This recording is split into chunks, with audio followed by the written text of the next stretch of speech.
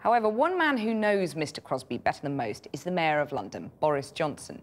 Initially sceptical, he's become one of the Strategist's most high-profile cheerleaders.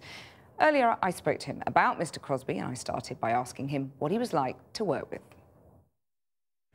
Speaking personally, I think he's one of those guys that, you know, when you see walk into the room, your mood lifts a bit. I think he's a fantastically positive guy and did a wonderful job for me. It's interesting you talk about positivity there, because it's been reported that he told you personally that he'd cut your effing knees off if you didn't do what you were told. I do not. I genuinely don't remember him saying anything of the kind.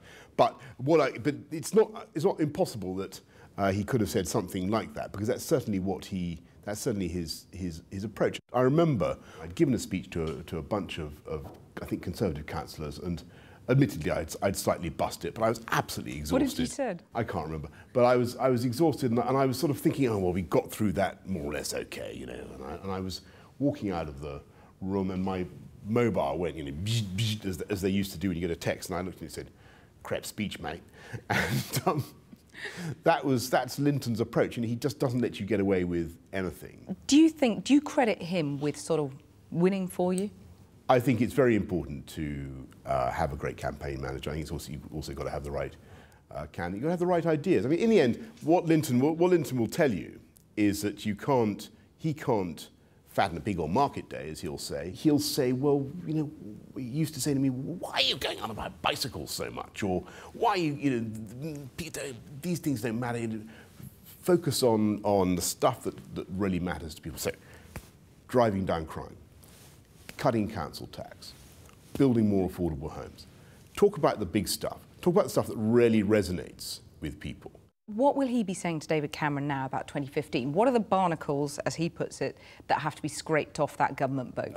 I think what you need is a focus on stuff that really matters to people, and that's what Lynton offers, and he offers that to. So if you're a candidate who, I'm interested in all sorts of stuff.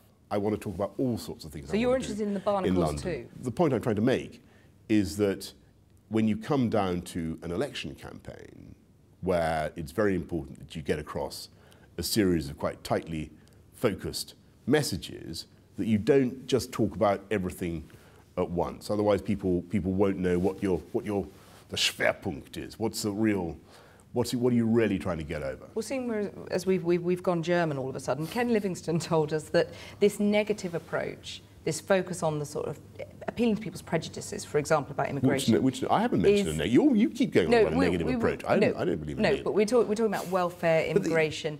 Wait, let me just finish this point. Ken Livingstone says that negative approach, he says it's negative, other people have said it's negative. That approach on appealing to people's prejudices is what Hitler did. That's what Hitler did. You know, donnez-moi un break. Ken Livingstone, he was always dragging in completely inapposite and tasteless Second World War comparisons. Absolutely, listen, who began the whole business, by the way, of attacking people for their background or their earnings or what have you, or how much tax they paid? It was Labour. It was Ken who started all that malarkey. Let's move on to lobbying. We've just had another lobbying scandal. There are MPs, even cabinet members, calling for greater transparency, a register of lobbyist interests. Can it be right that the party's own election guru also heads his own communications, polling and lobbying firm? I think people are determined to try and make Lynton the story.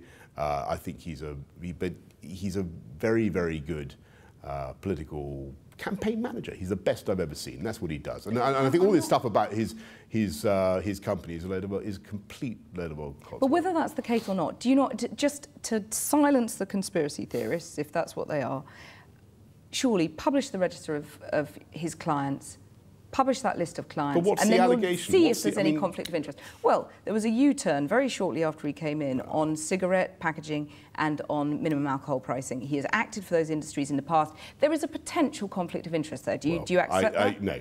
Not at all. Do you know who his clients are, though? All I can say is that he gave extremely good advice to me, which was entirely about how to focus your message. Do you know who his clients are, though? No, and why should I? So you don't care if, say, you were focused on a particular policy, he had a client who was interested in that policy area, that wouldn't matter to you, that he might be, unbeknownst to you... Well, maybe he was secretly lobbying for big bike.